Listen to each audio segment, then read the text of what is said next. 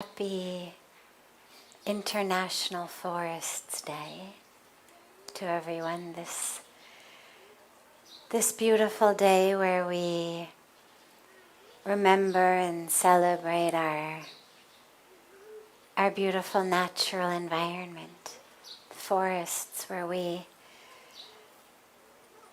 remember that we're one with all of creation. It's so easy to get lost and feeling separate, feeling like we're just this physical body separate from every other physical body. And on these beautiful days, it gives us an opportunity to just remember how one we are with everything. So, beginning. Yes, sweetheart? Do you have a question? Shall we start with you? Huh? Your sister does. Okay, so we won't take one in advance. We'll start right with you. Okay. You want to come up? Come here. Come here. Come here. Come here. When we have that eager of questioners, one should not make them wait. Come here. Yes, okay. You want to sit down? You want to sit down? Great. And if you look that way, then everyone can see you when you ask the question also. Okay. Great. And you can hold the mic. I can hold it for you. Why does Krishna have a flute all the time? That's a great question. She said, why does Krishna have his flute all the time? Well, let me ask you something. Let's imagine that you had a flute, okay? Would you play that flute when you are happy? Huh? Would you play the flute when you're happy? Okay. What if you're really, really angry? Do you play the flute then? No. Right? Here. I'm going to turn this on and then you can speak. Okay. So when you're happy, would you play the flute? Yes. And what about if you're really, really angry? Would you play the flute then? No. Okay.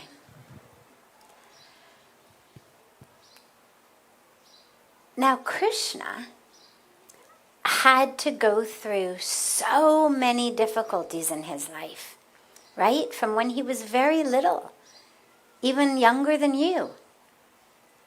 Right? Do you know some of the difficulties he had to go through?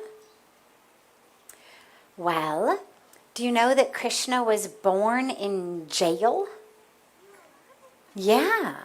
Can you imagine? I mean, that's the beginning. He was born in jail.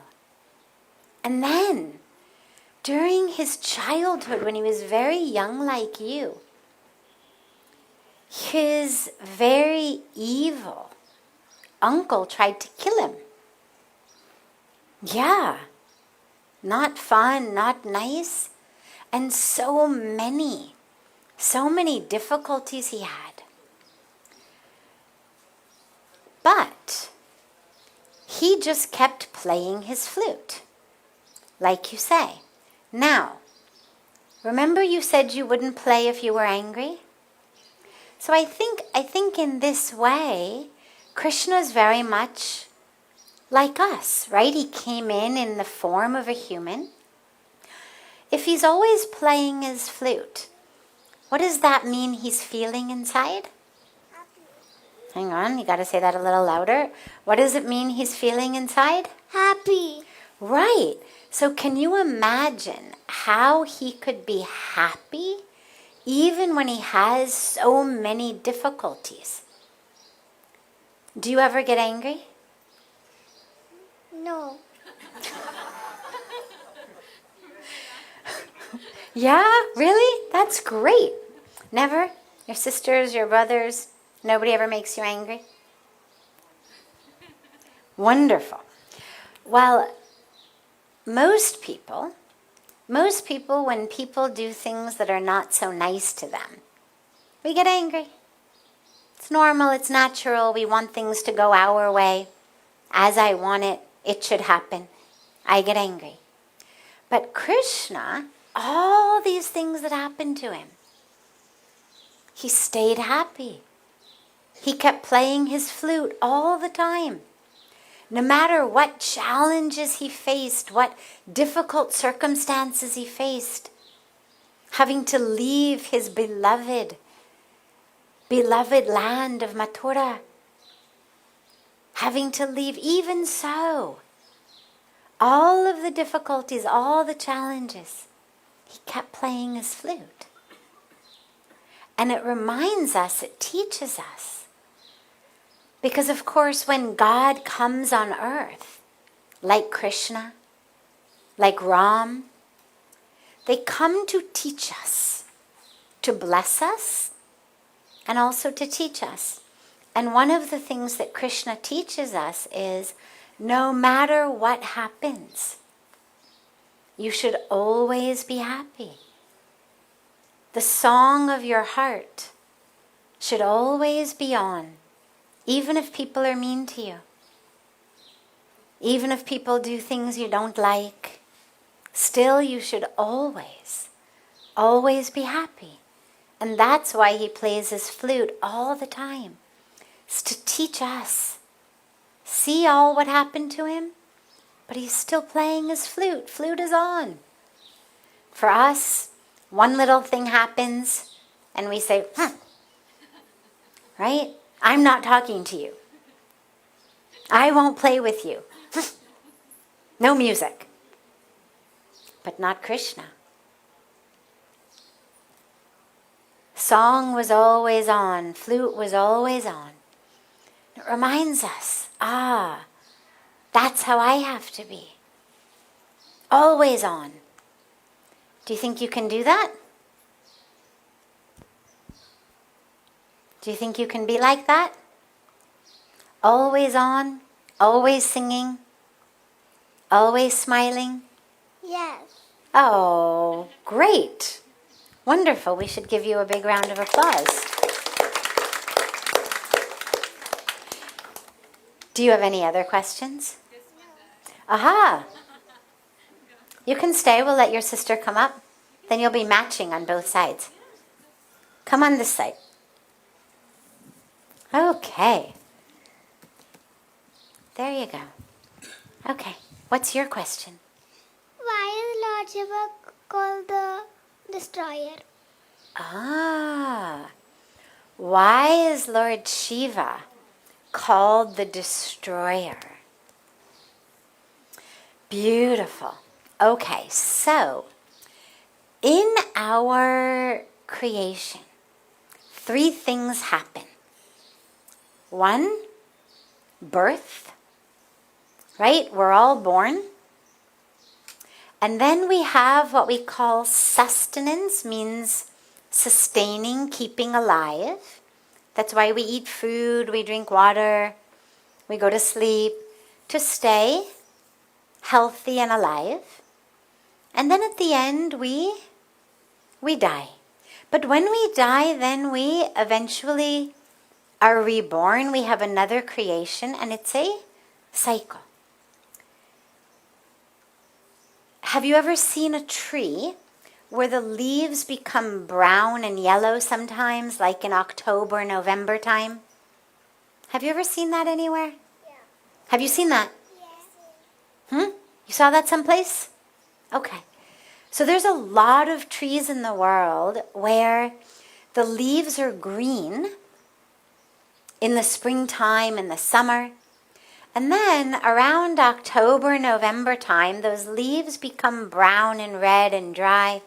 They fall down. They die. They come onto the ground. And then all of that leaf that falls on the ground actually becomes this great food for all of the flowers and the new trees that grow in the springtime. So it's a cycle. Birth, staying healthy and alive, and then dying. But when we die, whether it's a human body, whether it's a leaf, it goes back into the creation. Okay? So those are the three things. When we say God, G-O-D, G means generator, the one who creates. O means operator, the one who sustains, who keeps things going. And then D is for the destroying, G-O-D. Now in our tradition, we say the generator, the creator, we call him Brahma. Have you heard of Brahma? Okay, so Brahma, can you say Brahma? Here.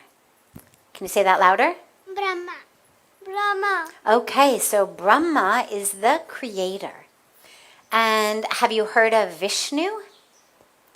Well, you've heard of Krishna. So Krishna is an incarnation of Vishnu. Can you say Vishnu? Vishnu. Vishnu. Okay, so Vishnu is the sustainer. And from Vishnu, we have so many avatars, so many incarnations, like Krishna, like Ram. And then we have Shiva. And Shiva is the one who destroys. But Shiva is not mean. Shiva is divine. Shiva is wonderful. Shiva removes things so that we can have a new birth. Let me ask you something. Have you ever been sunburned? No. You never got sunburned? Lucky you. Okay, so I've been sunburned before. You know what happens when you get sunburned? Should I tell you? So your skin becomes all red like a tomato, and then it falls off. Yeah, doesn't hurt though. Doesn't hurt. Just one tiny, tiny little layer on the top falls off. The stuff that was like a tomato red. And then underneath it, you have this beautiful new layer of skin. Okay? Now, Shiva is that which, if I have burned myself, became like a tomato, and this top layer of skin is hurting and burned and has lost its juice, its life.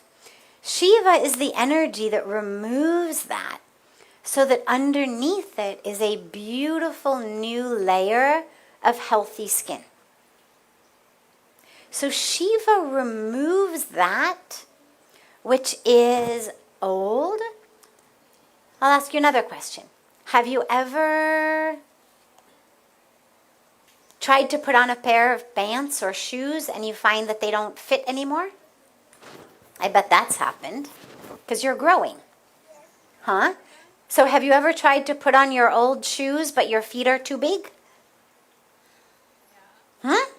That must have happened. Right?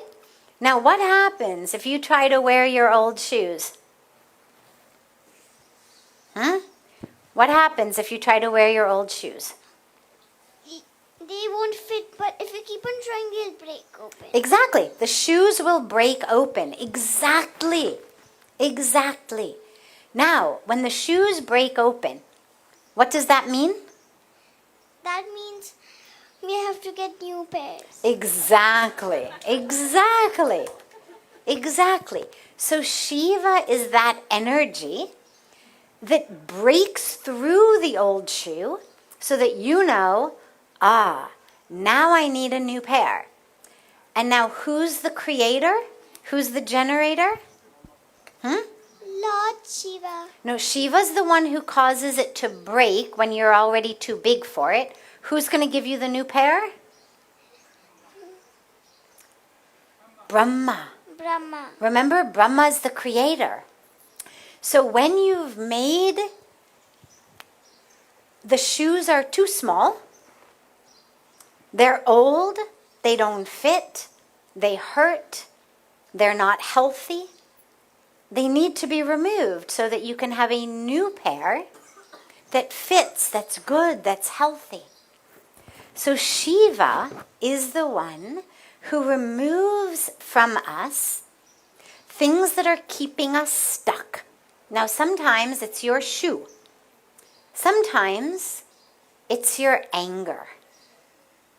Now, you don't ever get angry. You told me that. Do you ever get angry? A bit. Okay. A bit. Okay, good. Good. So, when you get angry, how do you feel inside? Does it feel good inside or not so good inside? A bit good. Okay, tell me. How does it feel when you're angry? See, when I'm angry, it doesn't feel good at all. A bit But good. it feels a bit good. Okay, a bit good. And does it also feel not so good? Yes. Which is more? Not so good. Not so good. Do you ever feel jealous sometimes? Yes. Does that feel good or not so good? Not so good. Not so good. What about you? It doesn't feel good. It doesn't feel good. So we have a lot of different emotions and things in our minds that don't feel so good. And they're not so good for us.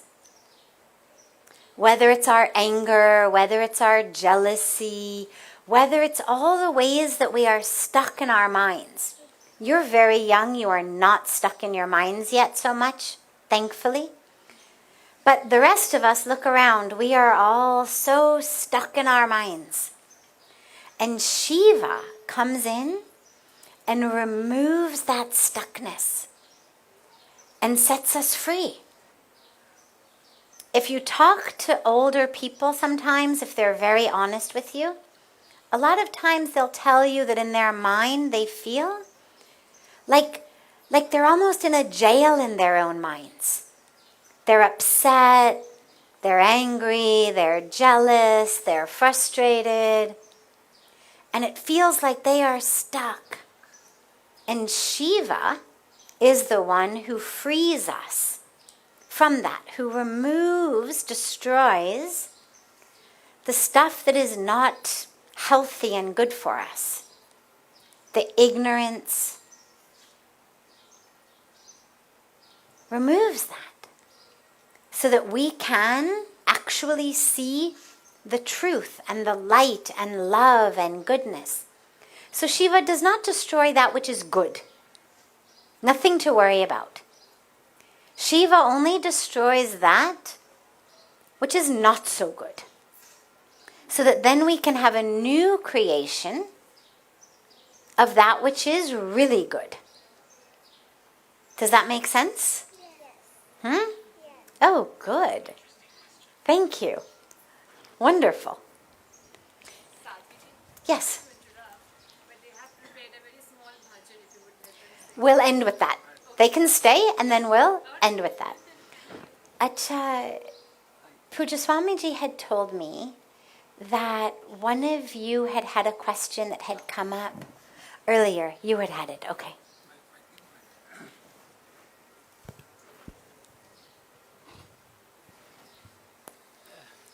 Pranam. Pranam. My question is a bit general. I'm sorry? My question is a bit general, it's not personal. That's okay. Yeah, it is, you see the Hindu Dharma, which is, says the Sarve Bhavantu Sukhina. It is Dharma which is Manavata for human being. But unfortunately, the people which are common mostly, which are not so much educated, we are divided in jati, very caste and all that. No? And people who are highly educated, they feel that it's not their concern. They are above this religion, dharma and all that. This is something which is for low kind of people. So in general, a philosophy, a kind of living is in danger of peril. Sometimes I may be wrong, but I got a feeling. Okay. So kindly say what we should do, and I will be grateful if you reply in mix Hindi and English. So, in general, जब हम सत्संग में आते हैं तो हम दूसरे लोगों का जो इग्नोरेंस या बुराई उसके बारे में हम ज़्यादा चिंता नहीं करते. हम अपने स्वयं का इग्नोरेंस, इल्यूजन, उसके बारे में हम सोचते हैं. क्योंकि जब तक हम अपनी ही मन को शांत ना करें, जब तक हम अपनी ही ignorance को दूर ना करें, we're not going to be of any benefit to anyone else.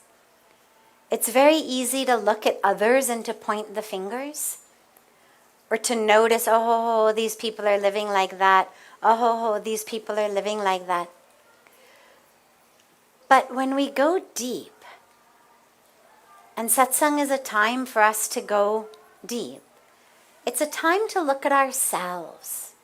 Now, when you speak about people of higher castes feeling like religion is not for them, first of all, I think it's a big generalization. There's a lot of people of every caste who are deeply, deeply religious. What I would say is, more than worrying about what different people are doing in their religion, in their mind, in their puja, how close they are to God, worry about how close am I to God? How deep is my religion? Samne wale is religious or not religious, wo to unke upar hai. That's between him and God. End of the day, उनको भगवान को face करना पड़ेगा कि या मैंने अपनी जीवन आपकी चरण में रहा, or I didn't. But that's not our concern. Our concern is, how am I living? Am I living according to Dharma? Am I living according to my spirituality, my beliefs? Or not? And the truth really is that आप कोई भी जाति हो, जब तक अपनी जीवन में dharma नहीं है, we cannot actually be happy. जितना भी पैसा हो किसी के पास, जितना भी power, name or fame, until and unless we have a deep connection to the divine, and it doesn't matter what our lineage may be, what our tradition may be, even what our religion may be.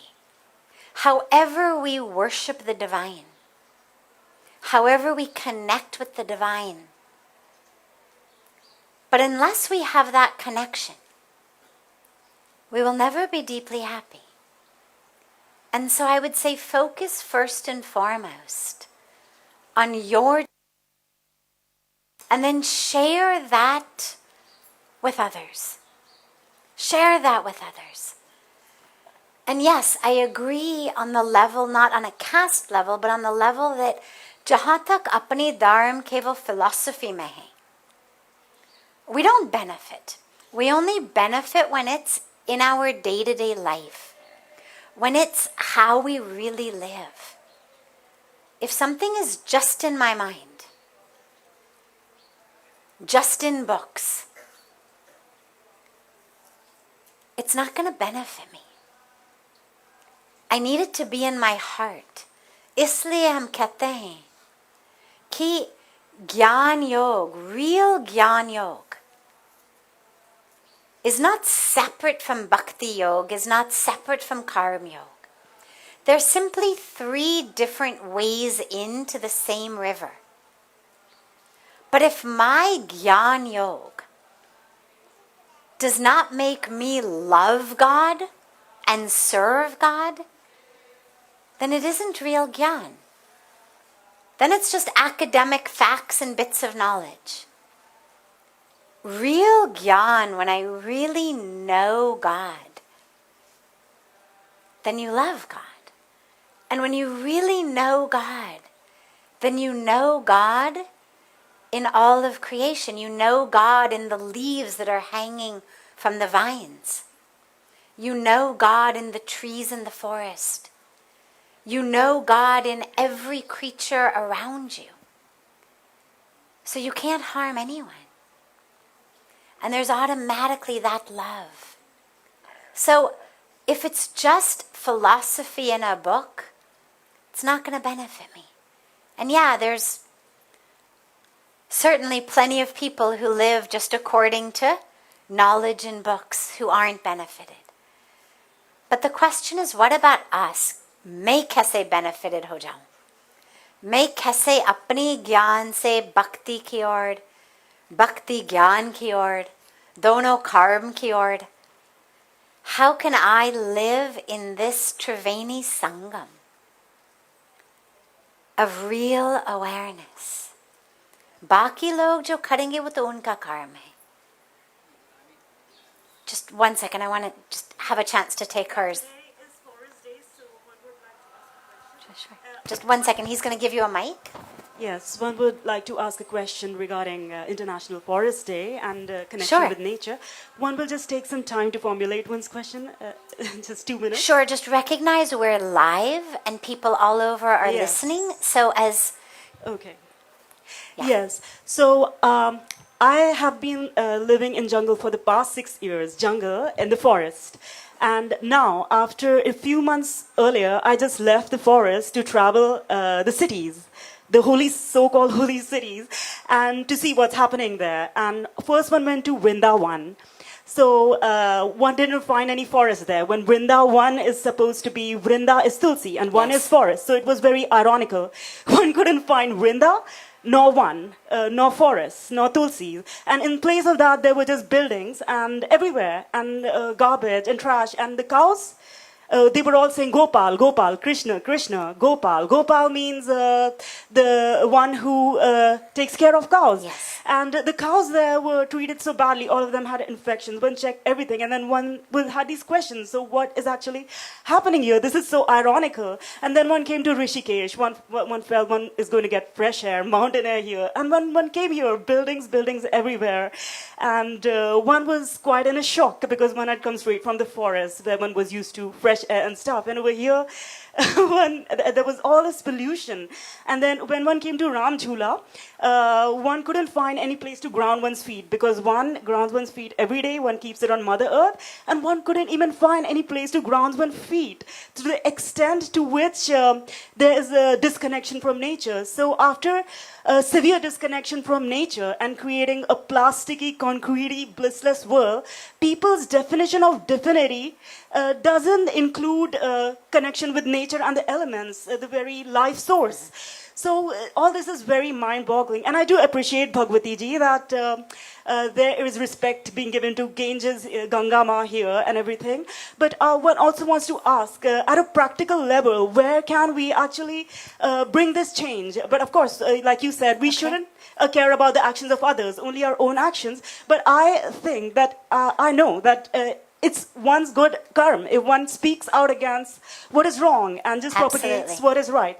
So that's what one would want to ask you. Sure. Yeah. Sure, I get it.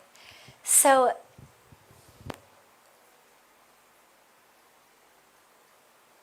you've pointed out something that is absolutely true all over the world, tragically.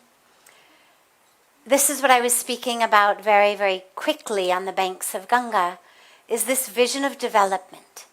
We live in a world where development means we cut down forests and we build condominiums, we build factories. It's a horrendous tragedy. This is where we here at Parmarth Niketan have been working under Pujya Swamiji's vision and leadership for so many years to help bring about green models of development, eco-friendly models of development. And this is what's needed. And this is where every one of us needs to be part of the solution. But here's the dilemma, and the dilemma goes deep. Every one of us wants to own new things. We want new shoes, We want new clothes, we want new mobile phones, we want new cars. Well, all of those have to be produced somewhere. They don't come out of the atmosphere. They're produced somewhere. They're produced in factories. Those factories are put up when we clear cut the forests. The factories then spew their waste into the air, into the water, into the soil. But in a free economy, there's something we call supply and demand. And the dilemma is we've got this demand for more, more, more.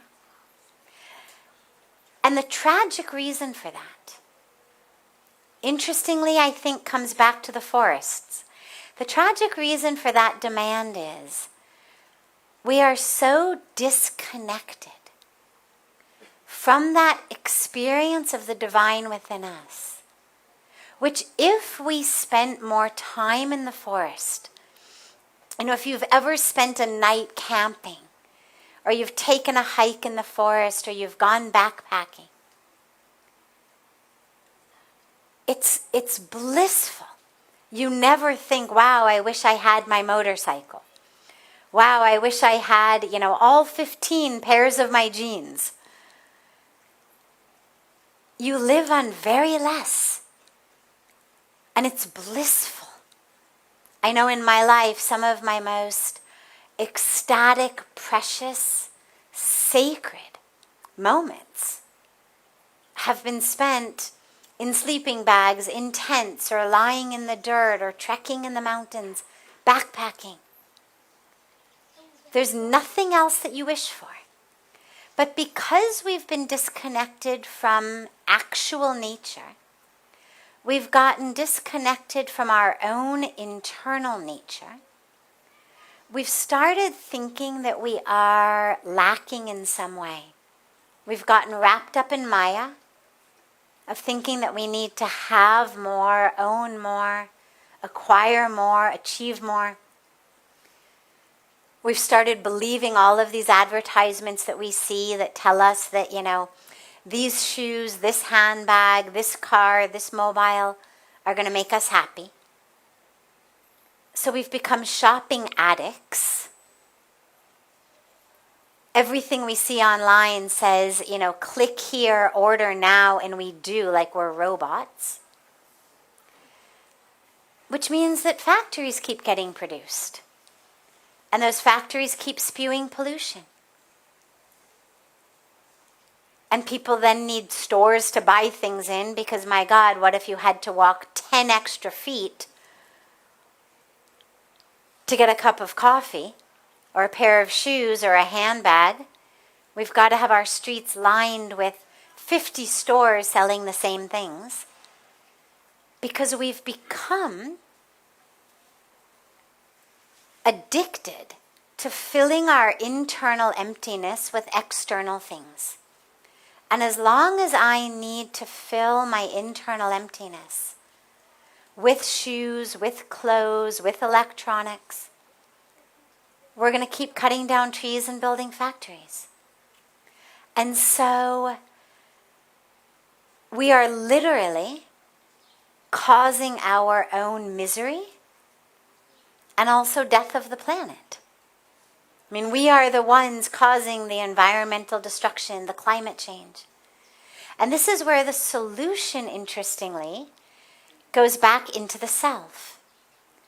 When we are able to experience the truth of who we are, that deep connection, this is why I tell people you're depressed, go hug a tree. Literally. Get your bare feet in the dirt. Hug trees, be in nature, help others. Don't think that an afternoon shopping is going to do anything for your depression. The more we can reconnect with nature, A, the happier we will be. And then B, the more assets we will be to Mother Earth. We'll no longer need to cut down the trees. The fashion industry is one of the largest contributors to environmental destruction. It's a massive waste of water. It's a massive source of pollution in our waters, on our land. How many of us have closets full of clothes that we've worn once or never at all? But that we bought because we saw an advertisement or a mannequin in a store window or something. If we really recognize that our happiness, our real happiness, comes not from acquiring more and accumulating more, but from connecting more, from sharing more, from giving more, we will actually be happier. Our bank accounts and pocketbooks will be happier. Our families will be happier because we'll have to work a little bit less because we won't have to make so much money to keep buying everything. So they'll be happier. We'll have more time to spend with them. And Mother Earth will be happier. So it's all this interconnected cycle of where we've gone off track. But what I would say to you is, Abibi bahut bache hue hain. Don't be discouraged. Don't be discouraged. Whether it's Vrindavan, whether it's Rishikesh, whether it's all over the world, Abibi bahut bache hue hain. There's a lot left. There's so many places. I mean, you walk in back of Parmarth, you'll walk straight into the jungles. You can walk and walk and walk straight into the jungles for hundreds and hundreds and hundreds of miles. So, yeah, we've had far too many, I agree with you, 200%, far too many stretches of land all over the world cut down to build, whether it's cyber cafes, whether it's shopping centers, whether it's factories, whether it's condo complexes, whether it's Pizza Huts, whatever it may be. But Abibi bahut bache hue hain. And that's up to us. Each of us, not pointing fingers, but allowing each of us to actually be the change. And we can be. Every one of us can be that change. But we have to want to be it. And that's where our spiritual practice is so powerful, because it actually gives us that connection and that real happiness that's not about how can I have more, buy more, accumulate more, but actually how can I experience more in this moment. And if you haven't tried the therapy of lying on your back and looking up at the stars at night, or watching the waves on the ocean, or watching a flower open its petals to the sun, it's far better than any shopping therapy anywhere in the world. So as we allow ourselves to reconnect with nature, we'll automatically take care of her the same way that families take care of family members. So yeah, thank you for that. And I want to just call our beautiful little angels back to sing a bhajan before we conclude our satsang this evening. Come. But I need the microphones again for them. Okay. Maybe you can sit right next to each other and share the microphone. What do you think about that? Oh, we have another mic. Look at that. We are so prepared. Look at that. You each get your own mic. Okay. Should we close our eyes? Should we all close our eyes for your bhajan? Okay. But see, there you go. There you go. Because they're not like the super powerful concert mics. Okay. Yes, we are ready. It